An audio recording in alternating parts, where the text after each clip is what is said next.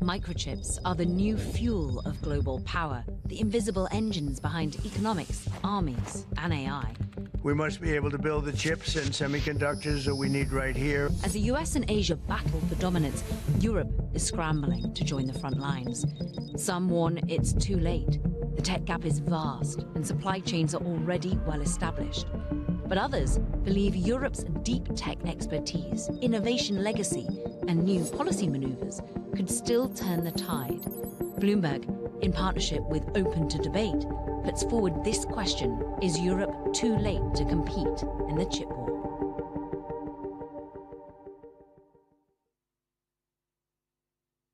Please welcome tonight's debate moderator, Bloomberg's Caroline Hyde. Thank you. Hello and welcome. I'm Bloomberg TV anchor Caroline Hyde. And on behalf of Bloomberg, on behalf of Open to Debate, thank you for tuning in to this debate. We're here in London, kicking off the Bloomberg Tech Conference. And it is here, on European soil, that we address a debate that's been bubbling up in the past few years.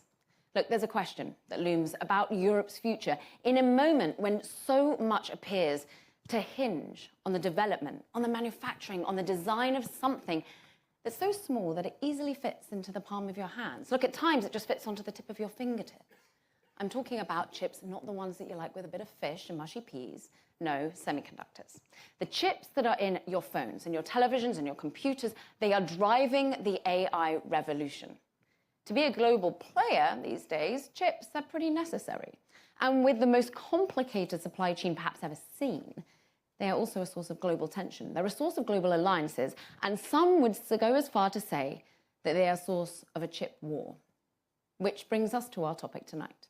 With the United States leading in design and cloud computing, and China dominating mining and processing of raw materials, of course Taiwan, which is being a critical source of manufacturing, Europe has found itself ever more reliant on other regions than perhaps feels kind of comfortable.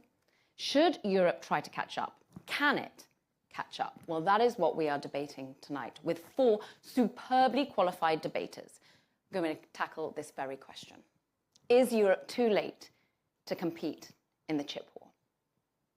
Now, before I bring in our debaters onto this stage, I want to ask our audience sat right here at the Bloomberg Tech Conference to weigh in on where they currently sit on this question. There is a QR code you can see. Scan it, I ask you. We'll poll now, and then we're going to poll again. And we're going to see perhaps which side has persuaded the most people to change their mind. They are going to be declared the winner. Now, at past debates hosted by Open to Debate, we've actually seen as many as a third of our audience change their minds. So good luck to the debaters. And without further ado, please let's do welcome them to the stage. Arguing yes to the question, Center on Regulation in Europe Director of Research, Zach Myers, Center for New American Security Senior Fellow, Jeffrey Gertz.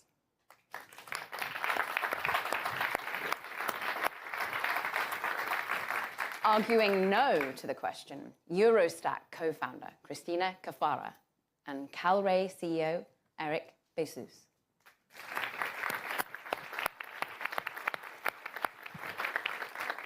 Now, we start with our opening statements.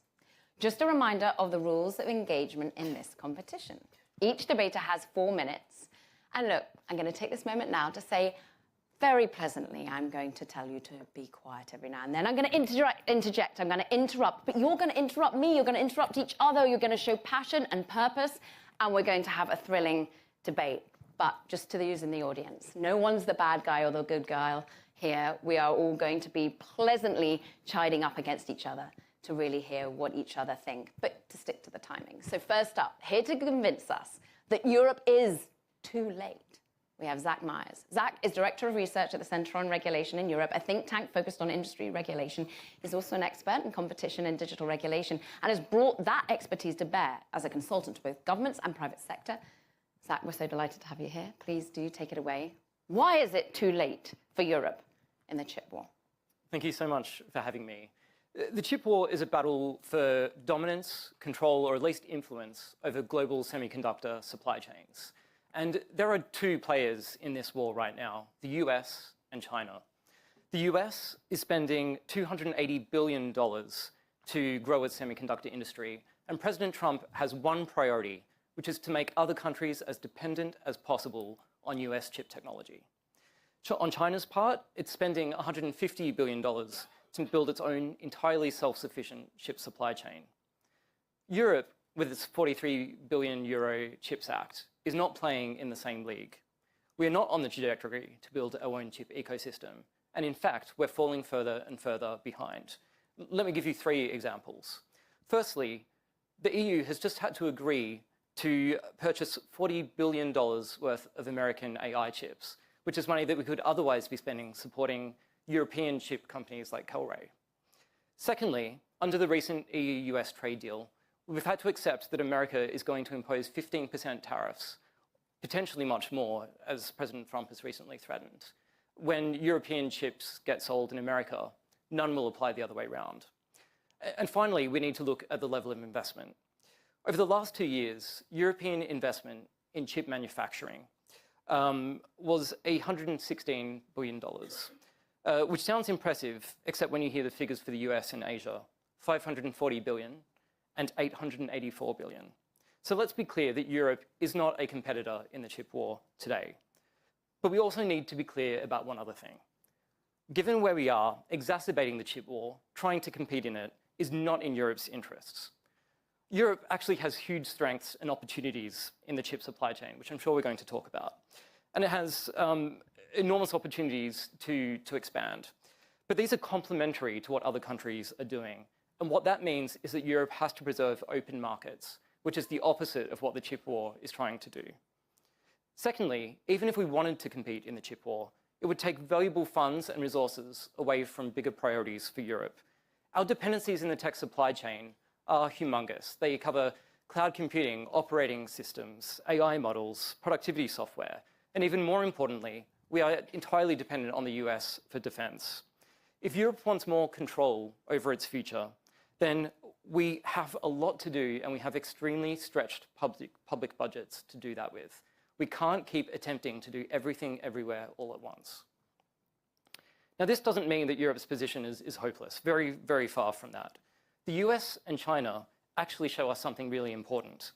Subsidies and public money cannot always buy you a technological lead. China, for example, can't replicate Europe's technology in making chip-making tools. The US can't build the same cutting-edge chips that Taiwan can. So technological leads can be incredibly difficult to dislodge. So instead of throwing money around widely, we should be really laser-focused on the areas where we have a technological lead and make sure we keep it. And we should build partnerships with other countries that have what we need. This more open approach is 100% part of Europe's DNA. The EU is based around this idea that if you insist on absolute sovereignty and self-sufficiency, then you are going to be weaker, and you'll be stronger when you can rely on other countries. Most of the rest of the world, including important chip-making areas like Taiwan, do not want to be forced into the US-China chip war. So we need to work with them and focus on our strengths, not just our weaknesses. We need to stop imitating and double down on innovating. Perfect timing. Thank you. Zach, great opening statement. Next to give their opening remarks, this time to argue it's not too late for Europe to compete, is chipmaker himself, Eric Basis. Eric is the CEO of Caroline. It's a French chip company. They make processors and acceleration cards that serve AI. He'll describe exactly what that is. Eric transitioned to the company when he took it from startup to scale up in his decade as leader. Before Caroline, Eric spent 8 years at Texas Instruments, leading the development of chip designs. Eric, we're so pleased to have you here. Thank you for joining. And tell us why it's not too late. Thank you very much. Yes, it's not too late. So let me explain why. First, I'm very glad to be here. In a way, I'm here to represent more than 200,000 of talents in Europe, in the European semiconductor industry.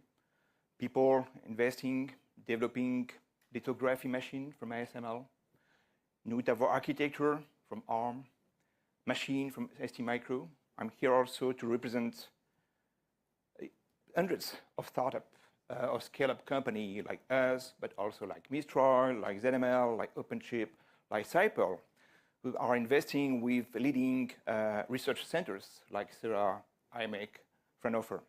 So all these companies are based in Europe, and we're building the future of semiconductor. Now, introducing myself based on my experience, you will see that I'm here not to talk about theory. I'm not an analyst. I'm an entrepreneur. So I want to share with you reality, business reality, what I live every day. As an entrepreneur for the last 20 years, what I learned is in our industry, what is the most important is barriers to entry.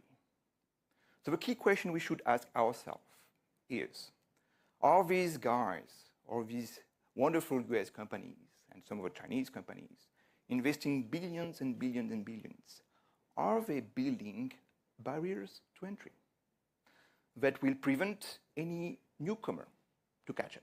This is a real question. So let's go through all the barriers to entry that this guy say they are building. First one, access to talent. Is there a barrier to access to talent? There are thousands of world-class talents in Europe.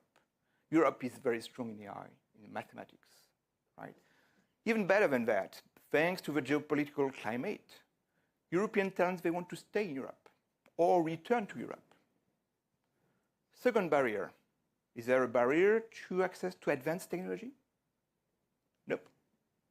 I've been designing AI chip for years. The reality is that it's not easy, but it's not rocket science. The components are available.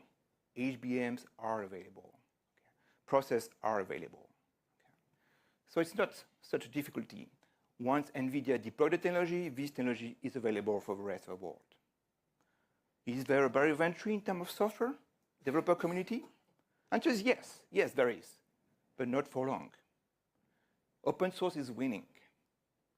Open standards, AI framework are spreading over and are challenging NVIDIA de facto proprietary standard called CUDA, which has been actually one of the main reasons why NVIDIA is so successful. What next? What are the next barriers to entry that we will face in the future? Actually, it will be very different. It will not be about performance. It will be about access to massive green power energy. It will be about optimizing power consumption. It will be about building an AI we trust, we enjoy working with, sharing our value. All of these are skill sets that Europe owns. So I'm a strong believer that actually the market is open and that Europe has all the assets to be extremely successful thanks to this new market, which is AI. Eric, thank you very much indeed. Again, sticking to timing, we are being so well behaved, gentlemen. Look, we are halfway through our opening statements now. Let's bring Jeffrey Gertz. Jeff is a former director for international economics at the White House under President Biden. He is also a senior advisor to the State Department's Bureau for Cyberspace and Digital Policy. He's currently a senior fellow at the Center for a New American Security with a focus on energy, economics, and security. Jeff, you have 4 minutes to argue why it is too late for Europe. Wonderful. Thank you, Caroline, and thank you to Bloomberg and Open for Debate for having us. So I'll make 3 quick points as we kick off here. Start with some bad news, then some good news, and end on a warning. So let's start with the bad news. There's no realistic path for Europe to emerge as a challenger to the United States and China in the chip war. If we look both at the landscape today, but also especially where things are going in the next 5 to 10 years, there's no path where Europe is catching up to the US and China, and if anything, they're likely to fall further behind. So let's start on China. China is deeply committed to building its own autonomous indigenous chip supply chain.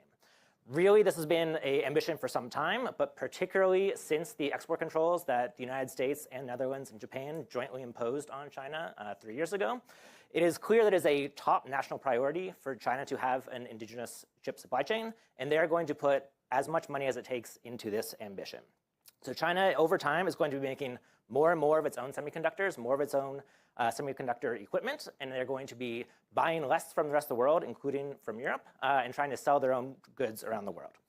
Meanwhile, if we look across the Pacific Ocean in the United States, we see this sort of massive new drive to build AI data centers, both domestically and then to export the AI stack abroad.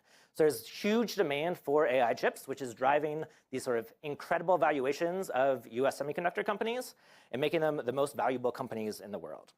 Now, certainly this US system, unlike in China, is not closed off. It has sort of real opportunities and frankly real dependencies on other partners. Kind of Taiwan, Japan, South Korea, and very importantly, Europe are all part of this broader US supply chain.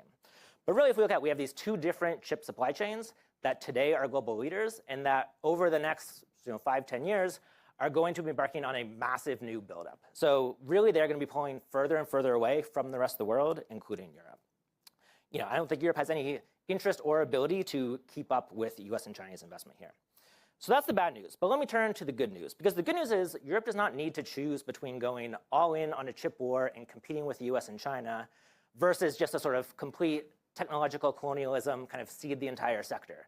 There's a third path, there's a middle way here, which is that Europe can double down on its strengths, realize these sort of specific areas where it does have particular comparative advantage, and become an indispensable player in global semiconductor supplies. So in practice, what does this mean? 3 things. I think first, identifying the true vulnerabilities that Europe has, and there are real vulnerabilities here. We've seen over the last few weeks, China's action on critical rare earths is a true vulnerability where Europe needs to get its act together, frankly, along with the United States and other countries around the world. So focus on vulnerabilities, come up with real strategies. These strategies may or may not involve actual domestically production. I think there's a kind of friend-shoring agenda here where we can make a lot of progress, but that's sort of the first step. Second, again, focus on Europe's own comparative advantages. Where are the strengths? Advanced machinery, R&D. There are things that Europe is doing very well at the moment and can sort of continue to invest in, again, becoming indispensable to other partners around the world. And then third, develop a diplomatic strategy for working with others. Again, the Japan, South Koreas, kind of Taiwans of the world, other sort of middle powers that do not want to be squeezed out of the chip supply chain between the US and China, they are natural partners for Europe, and Europe needs to sort of turn to them and work with them. So finally, let me close here with a warning, because I do think the stakes are very high on this. And there is a real risk that if Europe goes down a more sort of inward-looking, we'll do everything ourselves and sort of build it all ourselves, this is going to not only be unachievable, but it's going to backfire. It's going to provoke both the United States, but frankly also Japan, South Korea, Taiwan, other partners, who are going to say, why is Europe turning away from us? They're sort of kicking us out of the European market. We need to sort of avoid that outcome. That's going to be really difficult. So let me close there. Thank you. Jeffrey, thank you. 7 seconds to go. We appreciate it. Thank you. And finally, taking the position that it's not too late for Europe to compete in the chip war is Christina Cafara. Christina is an economist, honorary professor at University College London, and co-founder and chair of the Eurostack Initiative. That is a movement that brings together tech, governance, and funding to work towards European tech independence at every level, including chip production. Christina, it's your turn to make the case. Thank you, Caroline. Thank you for having me. So the topic of today's debate is, in fact, a common tech trope, especially from non-European and from tech giants. Europe is too late to compete at X, and you can replace X with almost anything in the digital sphere, hardware, software, and connectivity. And in chip, the story goes, as we heard, well, Europe used to account in some mythical times for 50% of global semiconductors. They're now less than 10%. It has fallen from grace. We heard it. Let us do it for you. Just concentrate on the little cute things that you can do, and we will help you. You do the kind of things that are complementary and don't challenge us. So, of course, indeed, the loss of first mover advantage has been the story of European tech. And Europe was a trailblazer, a pioneer in so many sectors, and is now a digital colony, which is why we need something like Eurostack to reverse this decline. But let's kind of think, what does it mean, can Europe compete in the chip wars? What does compete in the chip wars means? Does it mean, can we meet our own entire chip demand from a wholly domestic value chain? What chips? Because chips is not one thing. There is a huge array of chip sizes and application. Does it mean can we export the chips? What does it mean? The narrative that comes from over there is, well, you little cute ones, you can't afford to invest all these billions that the Americans and the Chinese can do. You got a few pennies. What can you do? Let's just content yourself. This is not realism or pragmatism. This is gaslighting of Europe, and it is certainly a way of psyching us out. Now, there are complicated political economy reasons why Europe, which once was a pioneer, is not playing in the same league as the big industry giant. And in a world in which we were all living, which was a world of free trade and globalization, that was okay, because in a way you have comparative advantages and regionalization. We learned that is vulnerability with COVID, and now we live in a profoundly transformed geopolitical landscape with export controls, economic coercion, supply disruptions, leading everyone, not just Europe or the United States or China, absolutely everyone, to redirect and rethink, reconfigure, to improve resilience, to improve some measure of independence for everyone. At the same time, as a massive technological shift is happening, because we are no longer in the world in which we have a certain size chips, but the technological demand is shifting towards smaller cuts, smaller architectures, below 5 nodes for specific uses, AI and cars and defense and so on.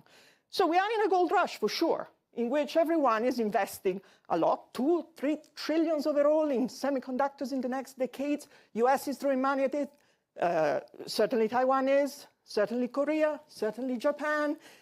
Let's not forget, China is throwing money at it, but they are technologically constrained. They're big in the big legacy mature chips, not in the new advanced chips. So let's also not psyche ourselves up with terror.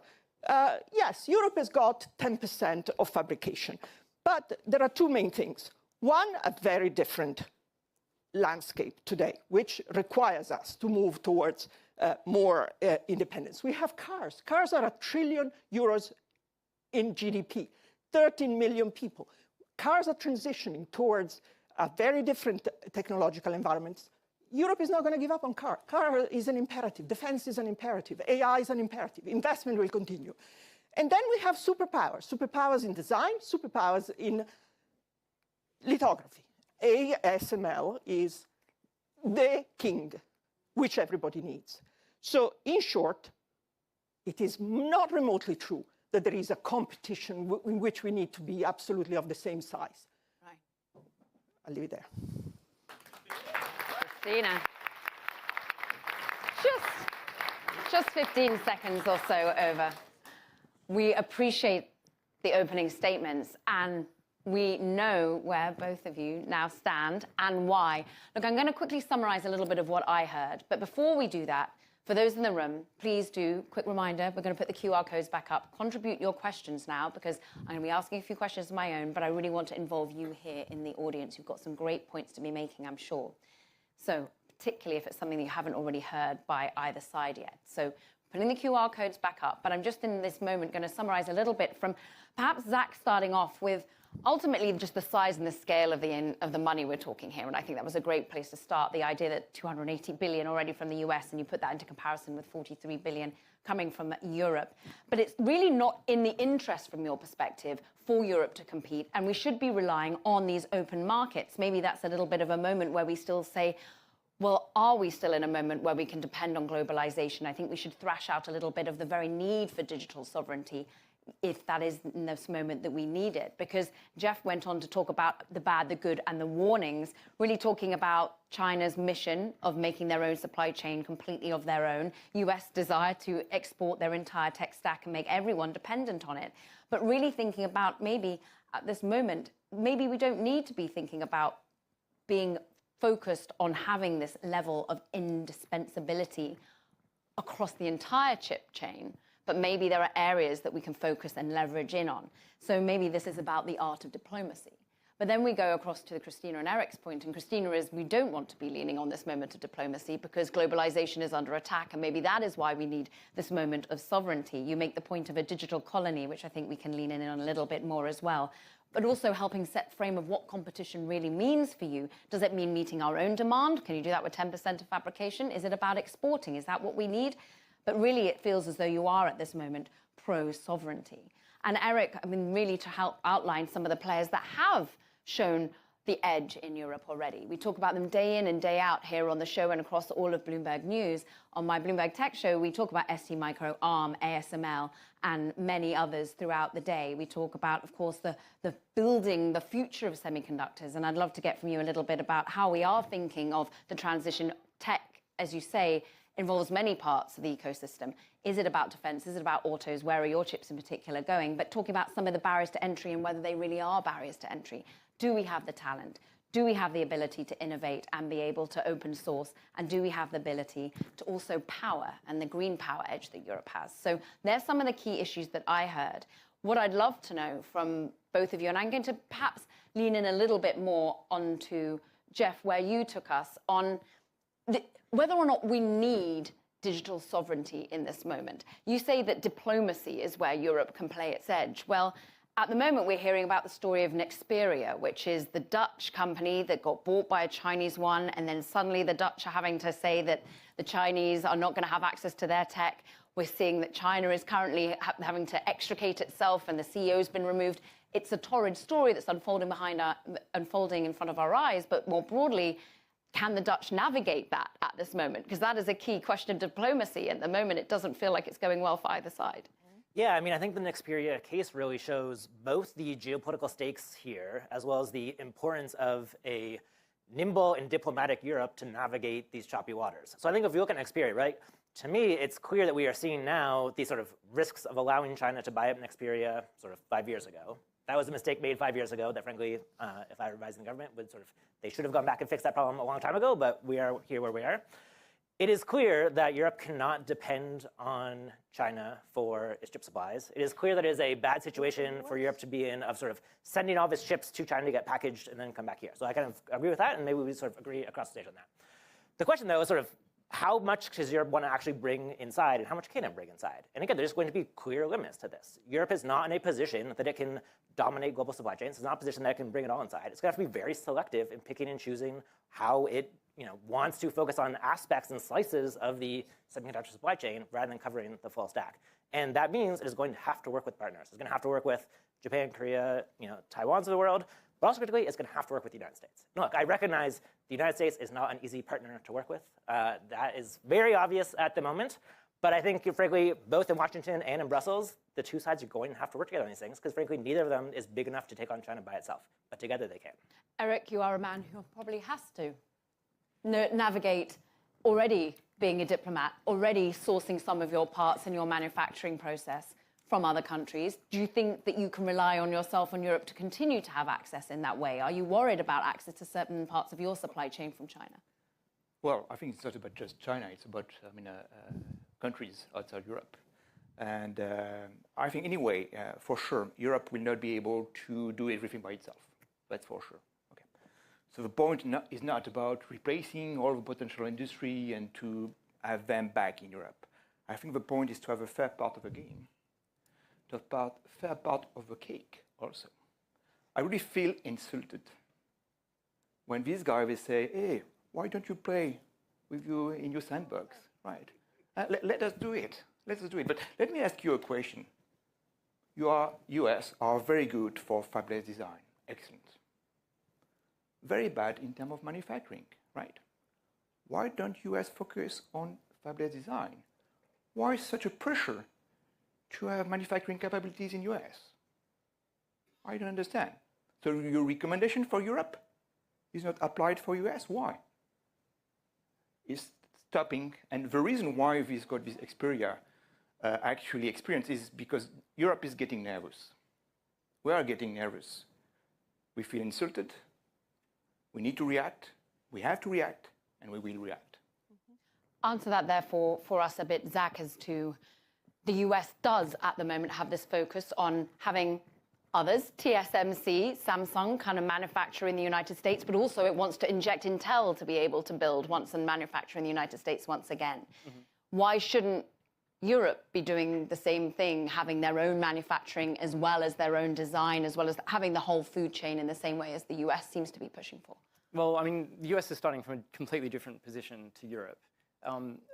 It has Intel, it has a US company that knows how to manufacture chips and has done a fairly good job, even though it's faced difficulties in recent years. Whereas in Europe, when we're trying to encourage particularly cutting-edge manufacturing, we're encouraging TSMC, we're encouraging Intel. These are American and Taiwanese companies into Europe. You know, this is not helping European sovereignty. It's giving money to foreign companies. So, I mean, the other factor, of course, is energy costs, which are a really important factor to consider in terms of whether you're going to be globally competitive in manufacturing chips. And you know, Europe is far behind here. We are, you know, reliant on imported LNG. We're at a structural disadvantage. And thirdly, we just don't have the public funds. So, I mean, like, Europe is heavily indebted. You know, France is at the point of a budget crisis at the moment. Even Germany's public debt has gone up dramatically in recent years. And we have so much else that we have to do at the same time, like take some responsibility for our own defense, given that we can't rely on the US to defend Ukraine anymore. So we are in a different situation. I don't think that you can translate US policy to what Europe should do. Christina, should we be dependent on public funds in Europe? Because Trump seems to be showing that you don't need to be dependent on public funds, and he's changing. The CHIPS Act has been done away with, and he's turning towards private capital a little bit more. Well, capital needs to come from the public purse, also from private sources. It's a combination of the two. It's private and public partnership. But I really resent the framing that says, generically, can Europe compete in a global supply chain? What does it mean? I'm asking you to be specific, because there isn't a thing which is called the chip. There are multiple chips in a range of sizes, in a range of maturity. Some of it is not even yet demanded in Europe. So we go from mature legacy chips, in which Europe is actually quite self-sufficient. All the stuff we need for IoT, for machinery, for cars. Thank you very much. Christina, this is not going to be the case for long, because China is can you let me finish? Because I didn't. Can you let me finish? Christina, and then we'll ask you. Can you let me finish? I'm saying today we are 10% of fabrication, and it is mostly in this mid-range. What we do not have, indeed, is the below 5 nodes, which is the future. Okay, but there hasn't been demand for it, there hasn't been fabrication for it, but there are plans now, is ESMC, there are plans now. We have 9 fabricators in Europe, and investment is going in. We don't have a massive demand. We are not the United States. These things are happening over time. But absolutely, I resent the notion that, oh, you don't have exactly the same amount of money, which isn't true, because there is a ton of money in Germany. There is a ton of money. Germany isn't going to let the car industry fall over. It is no scenario in which Germany lets the car industry fall over. We have AI defense, absolute imperatives. We have demand, which is developing, and that is driving investment. I'm not saying let's stick with the legacy. There is investment going in, but I absolutely do not accept that it's okay for the US to want fabrication onshore. And for us, we have to rely on diplomacy. When President Trump is telling you have to buy my chips, or else. Yeah, what do you think about in terms of the next iteration? Yes, we applause when we hear something we like. So the next iteration of chips, not just the ones that go into legacy cars, but they go into the future of cars to make autonomous driving a reality. Should that be on-sourced in Europe to a certain extent? Look, I think that it's perfectly valid for Europe to want to protect its supply chains, and in some cases that may mean onshoring. In other cases, it's going to mean relying on international partners. You've got to take it, as Christina says, it's a complex supply chain, not only the types of chips, but also all the steps in that process. And so there'll be some areas where we're good enough, many areas where we're good enough to compete on our own terms, and there'll be others where we rely on others. This is perfectly normal. The chip supply chain is full of specialization. So I really think it's a combination of things. The difference, and you know, Christina and Eric have both kind of asked us to be specific here, is that China and the US have much more control over the end-to-end supply chain, either by onshoring or by controlling what other countries are doing. And you know, you can see the way that the US has leaned on Europe. In the case of Nexperia, this has been a key factor. But even before that, ASML, which is a European champion in chips, the US is pressuring the Dutch government, and it has been for years, to limit which countries ASML is allowed to export its machines to. This is completely intolerable. It's a European company, and if we want to be sovereign, we should be able to decide for ourselves what the future of our European chip companies are and who they're allowed to sell to. And so, you know, to address this issue, it's about security. It's about a whole lot of things that are not just limited to the supply chain, because to the chip supply chain, that is. So to help me understand, you're saying that ASML shouldn't be bullied by America, that they should leverage their chokehold a little bit more. Should they be allowing their machinery to go into China, therefore? I don't know, but the point is that it should be Europeans that decide, right? And this is not currently You're making my point for digital sovereignty, my friend. We are a digital colony. We are a digital colony, and we are not, and we need to regain the loss. You talk about China, though. Let's not confuse. China's been racing to independence or self-reliance, but they are really only mature chips. The Chinese are absolutely nowhere today, and for the foreseeable future, in advanced nodes. So let's also not get hysterical about what the Chinese are doing that's coming to eat our lunch. The Chinese are strong in a particular part of the supply chain. Europe is not yet in fabrication of these advanced chips, but it's moving. China isn't there yet. So it's much more nuanced. And China is a lot closer than Europe in manufacturing advanced chips. It can do it, just not at scale or very efficiently. China. And in any event, they don't have a single photovoltaic Let's hear from Jeff. I was just going to say, I mean, on the legacy chips issues, it is a very real risk to Europe and frankly to many countries around the world that China, if you look out kind of 2 or 3 years, they are building all the fabs now that they want to completely global, like, you know, they want to conquer the global market for legacy chips. This is a shared problem that frankly the United States and Europe and every other country around the world faces. Once again, because we are naive. But Europe is not going to be able to solve this problem by itself. They are not going to be able to solve this problem by themselves. They're going to have to work with other partners to address the common challenge of China's overcapacity here. And I think a kind of Europe-first strategy is going to, frankly, kind of provoke No one is saying Europe protectionism, Europe first. I don't know where you get that from. Eurostack or sovereignty isn't about closing the borders. It's about trying to muscle up a little more what is at the moment a digital colony in which we are invaded by the United States. We are told what to do by the United States, and we fear the Chinese invasion. This is the reality. But Europe can do it. It is in a position to do it. And of course, we want to work with others. We are already working with Japan. We are already working with Korea. There is no presumption there that we shouldn't. So, Eric, to your point, how much, when it comes to the thing of digital sovereignty, should Europe be in charge of its entire food chain in the same way that China is aiming to in the next iteration of chips? Do you think you will ultimately have to work with other players? Is that just the reality, but we should have a little bit more of an ability to manufacture at the same time as be able to do the IP, the design, maybe even have the raw materials? Do you want to go as far as having some of these rare earth metals here? Once again, I think there is no doubt that Europe cannot control everything, that's for sure. And you seem to agree on that. Yeah, that's for sure. So then it's back to my question, is about how much of a cake can we get?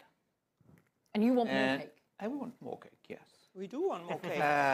We all want more cake. Yeah, you want our cake. And it sounds that some countries, they don't want us to have any cake. Second is about, okay, we want not only to have some cake, but we want others to depend on us also a little bit. So that when we depend on them, we can balance that, and we can negotiate. So that's a way, you know, to make sure that you will not be dependent because the other guys also they depend about you. Is that not diplomacy? And to that point, therefore, how much cake do you feel Europe needs from where it is now to have the ability to exert its authority a bit more? How much should ASML be able? Because it is basically apart from one Japanese creator, we're talking only about one company called ASML. Come on, yeah, okay. Out of the 500 billions announced by Mr. Trump, how much will go in the pocket of ASML? A few, maybe 1 billion would be amazing, right? So this is how the cake is split. Now, coming back on dependency, if we've got a war, ASML machine is for next generation of manufacturing, 3, 4, 5 years. Well, it will be a great weapon for negotiation, for diplomacy. Nobody will care. Okay? No. We need to have our control. We need to have a much bigger part of the cake, and we need to be able to negotiate even when times are getting tough. Completely agree. I mean, very well said.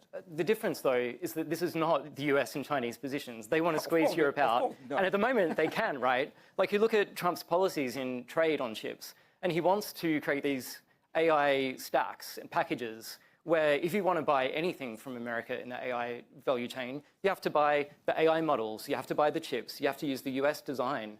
And so it's really making it extremely difficult for Europe to have countervailing leverage. And the number one reason for that is EU dependence on US defense. And so that has to be our first priority. And Jeff, I want to go to that as in the opportunity cost was one that you tried to put across. If we're going to put public funds, public effort into the chip stack, well, then defense tech has to take a back seat. Is that the way in which you see it? I think so, right? I mean, look, the inconvenient truth here is that Europe has many dependencies at the moment, sort of built up over decades. And I sort of agree. I think many on the stage agree there's sort of a shift towards a more kind of autonomous, capable Europe should be welcomed in Europe and frankly will be welcomed in the United States, I think. The question is sort of, in a world of trade-offs and in a world of limited capital, where are you going to make your big bets? And I would offer that putting a big bet on the chip stack does not make sense relative to more sort of core defense. There's a huge need for a big buildup of the European defense industry. That is going to be expensive. It can take lots of effort, lots of energy, all the inputs that we've been talking about. Are we going to sort of sacrifice what we are doing on defense to instead make a big bet on chips? We have to make hard choices here. Do you agree that it's an... No, I think there is something I would like to clarify. Is, based on what you said, it looks like it will be a massive investment for Europe to be part of the game. And that was my point. I mean, these US companies, yes, they are investing hundreds of billions. I think that's stupid, personally. We don't need to do that. I agree, for sure. But does it mean that we need to give up? Not at all. Because when the market will be mature, even if your chips are 10%, 20% less performant, who cares? Right, who cares? This is not important. So you need to be part of the game. Let them invest to be at the top. Let that waste hundreds and millions. But we need to invest so that we're part of the game. Eric, what I'd love to start doing is involving the audience because they are putting through some really interesting questions here. And there's one that I think already we could go into the world of regulation and money that's already been put to bear. Because Europe hasn't been without trying when you think about the way in which they want interoperability with Gaia X, when we've seen money be put into the first, what was seen as the Chips Act of Europe. Now we're thinking of a Chips Act 2.0. And from our audience, we're starting to hear about how the real problem is empowering action, actually, in Europe. And the question is how has already you been helped by Europe with regulation or incentives, or how have you yet to be unleashed with the help of more regulation or less, as the case may be? So this is definitely something I can share, because it's been around for the last 10 years. And let's be honest, I mean, at Calais, we experienced firsthand the difficulties being a semiconductor in Europe. Difficulties to raise money, very difficult. But it's not only about money. It's also difficulties to build a strategic partnership with early customers. There are not so many companies willing to take risk to work in advance with companies like us in Europe. They prefer to work with US, with American guys. Difficulties to strike also strategic partnership. And also a lot of political talk and not so much actions. Mm-hmm. But what is very interesting is that it seems that things have been changing for the last 18 months. And for example, we at Calais, we just closed a strategic deal with another company in Spain called OpenChip, so that rather than competing, we can really help each other. We raised together more than $400 million, half of them coming from Europe. Okay. And we see also as part of the offers or tenders that now in Europe, being a European company is becoming criteria. Okay, so we definitely see a change. Where was the other half of the money, by the way? Investors, VCs, listed companies. Okay, so you can get it. Okay, so the point now is, I think, is that that's not enough. That's not enough. What is really missing is an access to the market, and it's back to the Draghi report. It's about making sure that companies like us, at a point of time, we've got a way to access the market so that we can learn, we can show to end customers that our products are good. And Mario Draghi wrote a report about trying to incentivize growth and entrepreneurialism. It may be 1%, 2%, 5% of the market first, and then little by little, so that we can penetrate this market. But without this market, how can we start deploying our product, showing our value, and learn. Okay? So it's not about money. Money is getting now easier to get. It's really about opening the market, but I think it's changing very fast. When you're looking at, Jeff, when you're looking at prior examples of Europe trying to incentivize or subsidize or bring together and work as a whole, are you optimistic that we could see future regulatory changes that does incentivize more growth within? Not regular. So we'll see. I mean, look, I think, going back to Eric's point on sort of what size of the cake do we need? I think, there's this figure out there, sort of 20% of global supply, which is that sort of, Europeans have been throwing that out for decades, it feels like. And sort of back to sort of 2013, the goal was to get to 20% of global market. Sort of, the CHIPS Act a few years ago, restating goal to get 20% of the market. Meanwhile, they've basically sort of flatlined around sort of 10, 11%. So again, we've been hearing the idea of we need a bigger share for a very long time. And you guys have not seen anything that convinces me there's a credible path to get there. And again, I'm sort of open to hearing what that path is. But if you do not have these sort of big hundreds of billions of dollars that the US and China are going to be throwing at it to kind of get their piece of share, I don't know where it's coming from. I think there is a kind of procurement side, but procurement's not going to get you very far here. So I'm not quite sure I want to listen to this condescendence with which you say you've been talking about 20% forever. The US has collapsed in fabrication in the last 30 years. You're nowhere. You're below 10%. And only because you're spending all this billion, you might get up to 15. So let's not get kind of crazy and thinking that what you are going to do is 80% of the market. No, you're still going to be below 20, OK? So let's just be clear. So is that a right amount of the cake? Well, the cake is divided between a number of people. The Taiwanese got the lion's share. Of course, the US is trying to grow. China has grown. Europe has been fairly stable, around 8, 9, 10%, and there it remains. There is no prediction that Europe is going to collapse to 5%. None, zero, zilch. Go to every analyst report. It is still 8, 9, 10%. So we ain't doing too badly, OK? So we are not... But even self-sufficient with 8, 9? The question is to do what? This trope that somehow we need to be in the global war, I don't get it. We need to think about what we need, which is automotive, AI, defense. These kind of chips are in part mid-sized chips, in part new chips, and we've got the fabrication in train to do it. We have fabless, we have design, we have superpowers in Europe. We have the design that can actually, to the point of energy, trade power and heat and speed in a way that is actually very attractive. We have superheroes in design. We have, indeed, our old friend ASML, but not only. We have Zeiss, we have IMEC. We have a number of very capable players. Yes, OK, this is a world in which we are dependent. It hurts me and pains me that Europe has capitulated to the extent that it has to buy these 40 billion of chips. Was that because we wanted? No, because we were with our back against the wall and we were told we will not defend you very much. And against this background, you want us to say, OK, let's do diplomacy, let's be friends. No, we need to be more sovereign. We need to be doing more of our own stuff. With what regulation? We can't do that without defense. No, I'm not saying without defense. Of course, we need that defense. But that's what I'm saying is that we are with our back against the wall, and we have to accept this blackmailing, which involved this acquiring all these chips that we could possibly do also here. How? We have plans. There are plans, public-private partnerships. There is money coming from the state. As I say, Germany has got a lot of money. There is a lot of money at the Commission. So are you confident that we will have made and have the manufacturing to make the chips of the future that will service Europe enough? We will make a share of it. The right size of cake. I mean, as Eric says, the issue is access to market. Are we going to be able to sell? When you're looking at the gigafactories, people building the gigafactories are saying the only question is we will fill them with NVIDIA chips and Microsoft servers, or will we have some European customers in there? That is the question that we as Europeans need to So Europeans need to buy European made. So how are you going to incentivize that? Is that something that regulation will bring to bear, Eric? Well, Eric, to make sure that he has the right customers? I'm allergic to regulation in the sense that in Europe we spend so much time regulating and not building, and that has been one of our main problems. But for sure. We also have an upside-down procurement system. Do you know that in America, in the US, buy American is the default. In China, not even talk about it. In Korea, in Japan, buy Korean, buy Japanese. You know what the default is in Europe? Buy from everywhere. Because we're fair. It's like, are you serious? And if we decide that we are going to buy European, it's discriminatory. We're going to get the lawyers on our back. We're going to get the WTO on our back. Eric, is that true? Serious? Is that something you feel? Yeah, it is very true. It's very true. Of course, I mean, I've been trying to do business in China. If you're not Chinese, you cannot. That's for sure. I mean, it's obvious.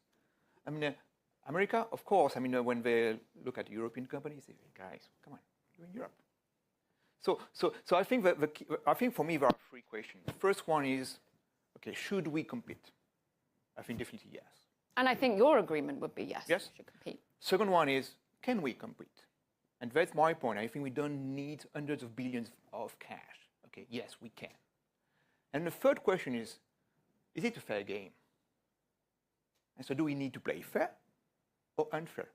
And now, let's look at the others. How does US try to bring back manufacturing? Tariff. Is that fair? How is China catching up? Imposing their own champion. Is that fair? And we in Europe? Yes, we're open. Freedom. Guys, come in. Enjoy. Open bar. You would want to see either use of tariffs or indeed I think we ensuring need that you have to to recognize this game is not fair.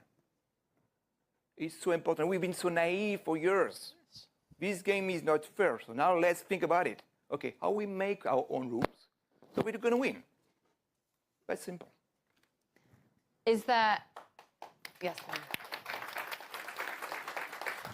Would you disagree with that, Jeff?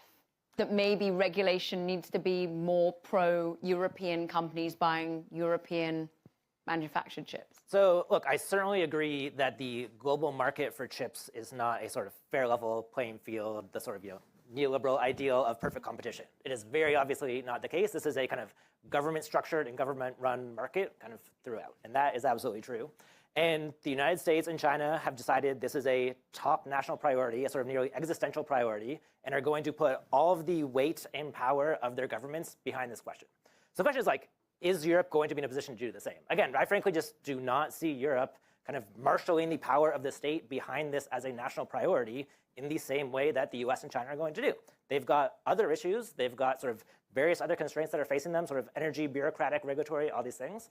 Again, is there sort of marginal changes we can make on procurement policy? Possibly, but like, is that going to get you to a kind of super competitive European chip system? I don't see it. Zach, we have more questions from the audience that I'm going to start folding in. And one of them is about, when you think about the opportunity cost of defense tech versus investing in chips and the full tech stack, well, have you got a unified idea of what Europe looks like and how they're going to agree to defense tech investment, let alone chip tech investment? How do you think we can have as one feeling around Europe? Because a lot of the issues with regulation is that countries want to compete one-on-one against each other in Europe rather than see each other as a whole.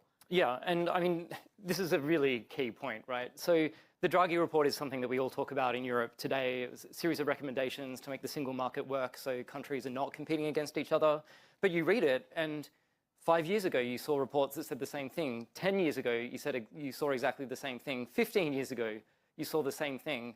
The Lisbon strategy, the Monti report, these are not new ideas. And so even now, when it's more important than ever that we have a single market in Europe and that we speak as one voice, the political reforms are just not happening.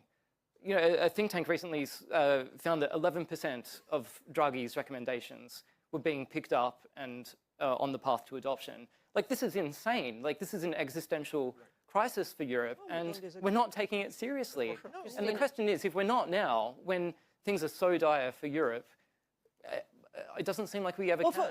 You know, defense and tech are not an either-or. Much of the investment that goes into tech is defense investment, because we're talking about chips that go into drones, that go into equipment. So we are not talking about two things that are competing necessarily.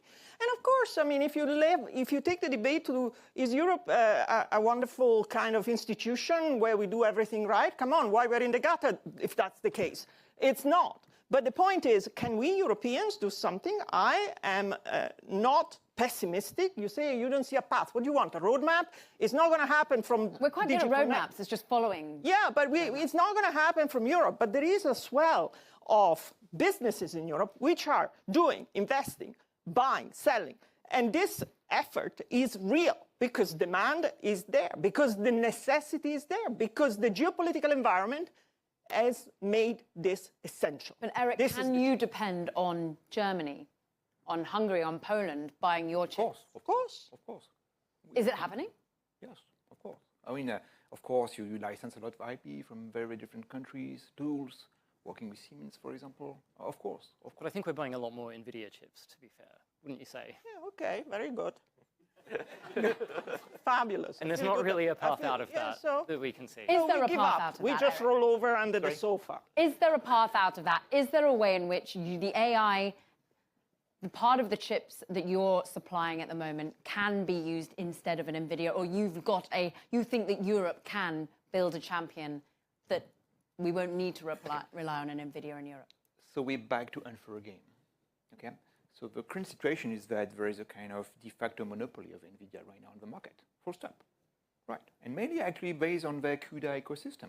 Okay. Everybody is using CUDA, and that's they did very well. For those who haven't heard of CUDA before. Yeah. Well, so basically, it's the way you program on top of GPUs, and they impose their own proprietary environment. So basically, if you're a researcher, if you're a student, you use their GPU. So basically, whatever you develop runs only on NVIDIA.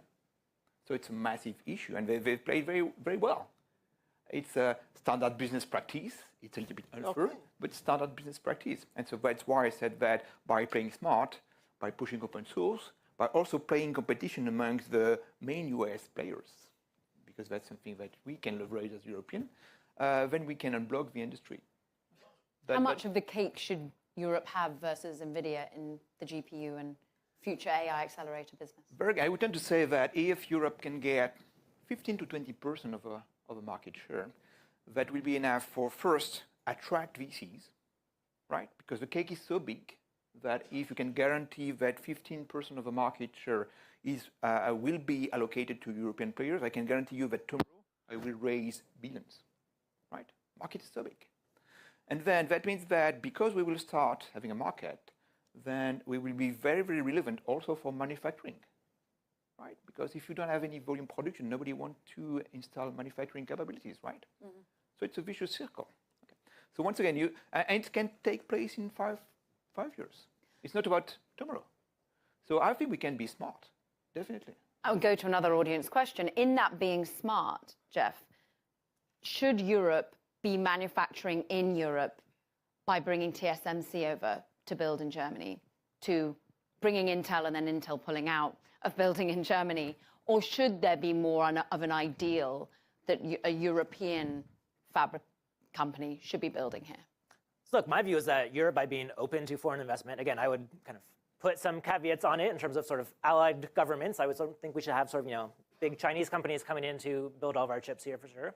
But I do think Europe kind of working with other allied companies is a good path forward. But again, I have a question, how much of that needs to actually be built in Europe versus kind of have a broader distributed kind of manufacturing supply chain here? And I understand, the United States is making a big push to onshore a lot of chip making, but they're also very realistic that they're not going to bring everything back onshore. There's still going to be a sort of friendshoring component. And again, Europe and the United States are going to have to work together on these issues. I'm interested, Christina, on that point. We have seen rumblings and reporting coming from Bloomberg News that the EU is potentially looking at taking a leaf out of China's book. Maybe they would say, okay, if you build here, you need to share some of your IP with us. We need to be understanding exactly what sort of technology is being used, and there needs to be a sharing and a reciprocity that has always been expected in China when you go over and manufacture with a partner. Is that something that would look good as a regulatory response? Well, that's for discussion. The reality is that no one is actually, at the moment, contemplating a purely TSMC or Chinese manufacturer in Europe. There is consortia. This is the way to go. There are consortia, NXP, Infineon, Bosch, Global Foundries, creating consortia in Dresden. And yes, Dresden, yes, because that's where the car industry also is. And that's why we need them there. It is all very well to say, you don't need them all in Europe. Well, we need quite a bit in Europe because we need those chips for what? Assisted driving cars. All of those things which are existential to Europe. We're not just talking about nice to have. It is an absolute core industry for Europe, and defense, again, and AI. So these things are happening. I break it to you, this is not just a pipeline dream. It is currently happening in very large measure because of what is happening elsewhere, because of the concern that we are going to be locked out, because of the concern that we are being competed against unfairly, we're going to be coerced against. So this is happening, and I absolutely refuse to believe that we are at the end of time and we should give up. This is, again, something that, as a narrative, as Europeans, we should refute. We know that when things happen, COVID, we just do it, okay? And so I don't think we should just roll around and say, well, okay, it's too late, you know, let's do something small and cute so that they can help us with. And with a lasting statement there, Zach, do you think it is that you're demanding something small and cute of Europe, or is it that you're saying there's different parts that should be the focus, or rather than trying to go for an entire... Should there be an ability that if all the taps got turned off internationally, Europe should still be able to build its own AI chip of the future? No, I mean, the strengths that Europe has are incredible, and they're incredibly important to the supply chain. They are indispensable. And so these aren't cute, fun little things. Lithography is not cute and fun. I mean, the amounts of money that ASML spends on R&D are extraordinary, and there's a reason why China and the US can't catch up. So when we look at why why Europe isn't able to compete in the chip war, it's not about that we don't have the companies. It's about we are beholden to the US for things like defense. We require China for things like rare earths. And so, so this isn't cute stuff. If we are able to leverage ourselves as an international player, if we can speak with United Europe, we really ought to be able to have a better leverage in international discussions and to be able to rely on other countries that have what we need as well. But you keep going back to the same language. Europe cannot compete. What does compete mean? Does it mean a price war? Does it mean flooding the market? Does it mean I started my opening remarks by defining the chip war, right? How is China and the US different to other countries? Yeah. And the reason is they have so much control and ambitions to control the end-to-end supply chain, to coerce other countries in terms of what their policies are, in terms of who they sell to, or where they're allowed to invest, whether they're forced to buy US chips or not. We aren't in a position to do the same. I think this is a good moment to then be summarising our arguments and see if anyone's minds have shifted, because our debaters get a whopping 90 seconds each to sum up their closing statements and to make their final case to the audience.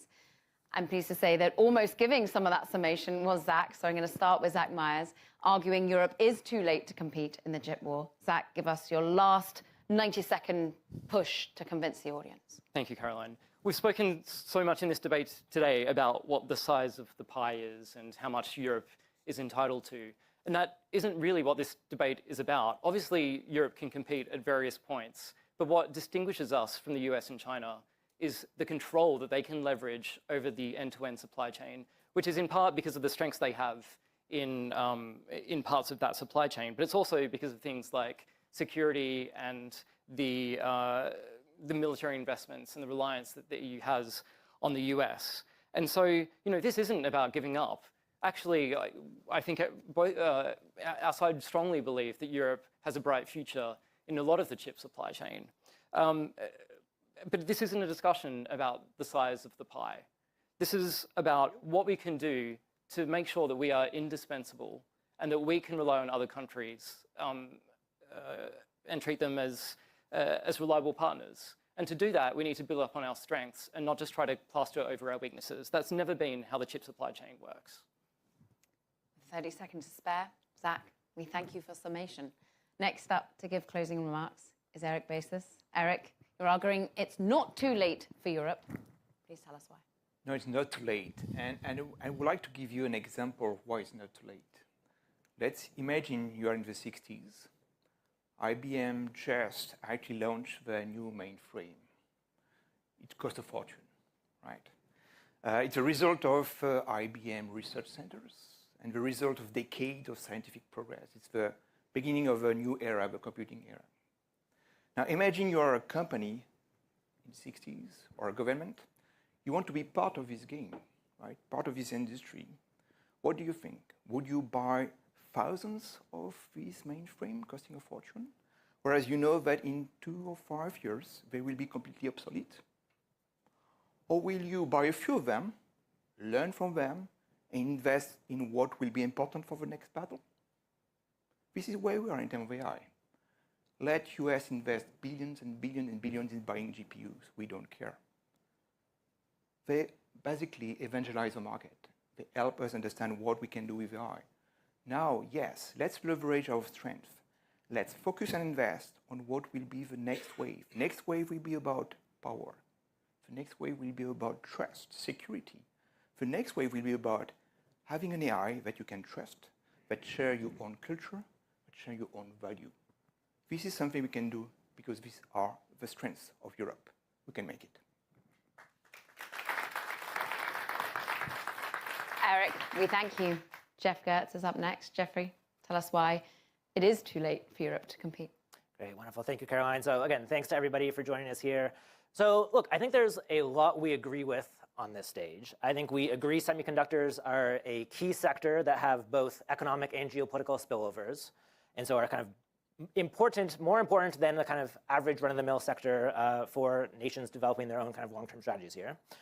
We also agree there are real sort of pockets of success in Europe's semiconductor sector. Sort of, we've talked about ASML a lot today. Obviously, nobody here that thinks that ASML kind of cannot compete, right? That is sort of a foolish statement to say. But we also know that there's sort of real vulnerabilities that face this sector. We've talked a little bit about critical rare earths. Again, that's a kind of core vulnerability that Europe needs to address. And I think there are also vulnerabilities thinking about kind of core defense chips, and it makes sense to have a sort of small pocket of chips available for core defense needs. Europe does need that. But I think kind of the question really here is like, does it make sense for Europe to go in to sort of say, yes, we want to be a competitor in the chip war? I go back to this question Christina raised, sort of what does it really mean to be competitive here? Again, I think it means Europe is choosing to say, yes, we want to keep pace with the US and China. We want to be a player in the space. No. And I don't think there's a sort of path forward for that.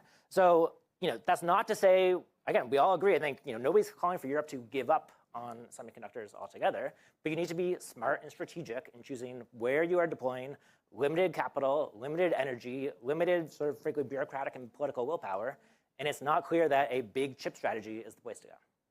Well said. Jeffrey, we thank you. And lastly, we hear from Christina. Well, I'm afraid there is a lot we disagree with on this panel. And I think that to the definition that Zach came up with, we continue to hear compete in the chip wars. And your definition is, can Europe be in any way near the way in which the US and China dominate the end-to-end, these are the words you use, global supply chains. The US is nowhere near the end-to-end supply chain. You are screwed when it comes to rare minerals. You don't have fabrication which compares to your ambitions, and you don't have anything like lithographic of your own. So look, end-to-end global supply chains, I beg to differ. And then China, as we discussed, has got a lot in the mature end, is nowhere in the advanced stuff. So what are we talking about? Europe is similarly in a position of having significant strengths in other ways. All we hear is we don't have the billions. As we hear, throwing billions at data center may not be very smart going forward. So I think we're being gaslit. Frankly, this is the trope that Europe cannot compete is something which is being thrown at us. It is completely non-credible. When globalization was a collective drug, we accepted that it was fine to have somewhat regional specialization. It is no longer acceptable for Europe to be relying on others in the rest of the world to the extent that it does. We need to build capacity locally. Of course, we do not have as an objective or a realistic goal independence, but we need to build more, and that is non-negotiable. Christina, thank you. Now, folks, we've heard from all our debaters' arguments. It's another audience poll. We want to see where everyone stands. Having heard the debate, please scan the QR code. It's there again now. Submit your response, and then we're going to register and calculate who has won. But first, I'm actually interested as to what argument landed from either side, what part of the debate you hadn't heard before, what trope you felt was true or wasn't. So I'm going to start with you, Zach. Was there anything you heard from the opposing side that it's not too late that you hadn't heard or made you pause and think? Yeah, and this is a really good question to ask, so thank you for that. I think it kind of helps us have a constructive end to the debate. And I really liked Eric's point at the start that, that there, in a lot of parts of the supply chain, there aren't barriers to entry for Europe. Where I think he might maybe be underestimating is the degree of political pressure that the US is putting on Europe and on the rest of the world to squeeze them out of parts of the supply chain where they can compete. And to that point, the political power or leverage, I asked you, Christina, maybe part of the argument from this side was about whether or not ASML is doing enough to exert its power. Was there anything that you heard from this side that did make you pause, think, reallocate the way in which you think Europe can move forward?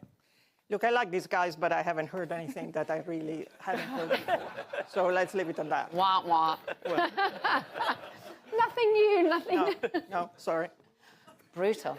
Eric, is there anything that gave you an idea of moving forward in the way in which your own ambition, how much more political will you could see from, we're starting to see it with the Dutch government, for example?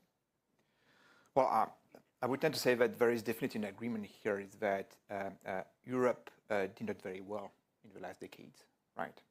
And so I think the big difference between this guy and our is we are optimistic that this can change, right? Whereas you are pessimistic. Realistic. Or realistic. I mean, you believe that it will. It will continue. Europe will still struggle against pressure from other countries, struggling between the different countries. My view is that it's changing right now, and I think that the pressure actually, we suffer from pressure, but we also can leverage this pressure because it's a way to wake up. Jeff, anything that you hadn't heard before gave you pause, made you think? So, I mean, look, one point that I do think was quite helpful to hear is the view from the other side of sort of maybe Europe has been playing by the rules too much and should be a bit more of a geopolitical actor. I actually think that's quite welcome. And I think sort of something we agree on. And frankly, I agree sort of, Europe has more sort of leverage to push if it really wants to. I would say, again, I think, speaking just for myself, but in the United States, it would be kind of very helpful to have a stronger, more capable Europe on the world stage. I think the United States needs a stronger, more capable Europe. So I would sort of love nothing more to see Europe sort of fully stand up. I think, it's a hard track here. Again, I'm not sure this is the sort of single issue that they should be most focused on, but I sort of support a stronger, independent Europe. Thank you for those takes. And I think it was a really healthy way to end the debate and to learn from each other, even if there's nothing that Christina hasn't heard before. But what Christina hasn't heard before is the results from this room. So let's bring them up.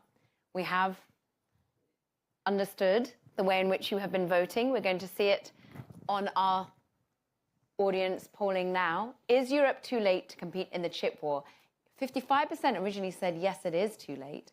And no, not too late was 25%. And it has shifted significantly, I'm afraid, folks on my left or your stage right, that no, it is not too late has won out significantly. You've managed to convince a significant proportion of you in the room. Now 58% are going to walk away a little bit more optimistic with Europe's place in the world when it comes to the chip stack.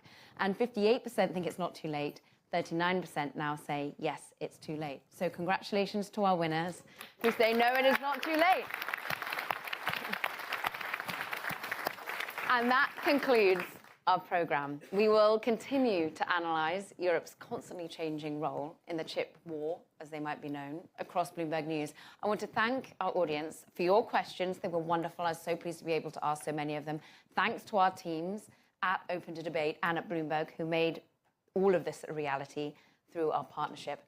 Finally, huge thanks to such a wonderful set of debaters today. Zach, Jeffrey, Christina, Eric, for approaching this debate with an open mind, maybe not Christina's, or for bringing your thoughtful disagreement to the table. That is what you brought, Christina, and for being open to debate, everyone. Thank you for all coming out. Please join us for a reception and continue the conversation with the debaters afterwards. Thank you, everyone. Let's have a photo. Congratulations.